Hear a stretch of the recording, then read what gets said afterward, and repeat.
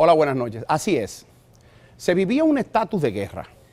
El avasallador gobierno norteamericano invadió el país y controló a las tropas de Desiderio Arias, quien se trasladó sin éxito a Santiago para tratar de combatir desde allá. Los norteamericanos alegaban que el Estado dominicano había violado el artículo 3 de la Convención de 1907. Esta es la historia. El presidente Juan Isidro Jiménez renunció el 8 de mayo de 1916 con la idea de evitar la intervención. El Congreso nombra entonces como presidente provisional a Francisco Enríquez y Carvajal, quien vivía en Cuba y regresó para asumir el cargo.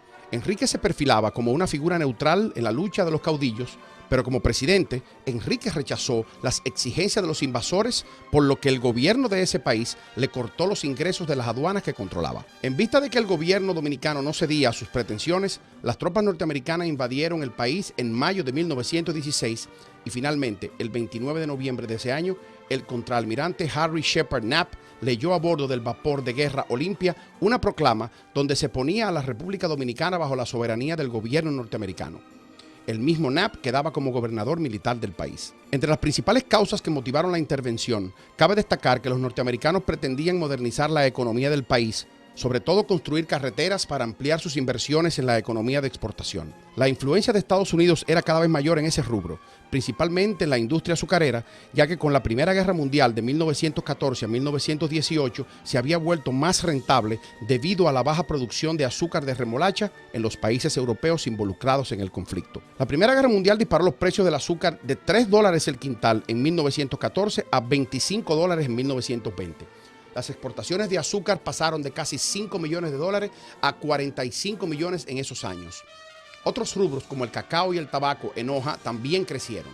El café, en cambio, creció hasta el año 1919, cuando alcanzó los $6.6 millones de exportación y se desplomó tras la crisis que se presentó en 1920.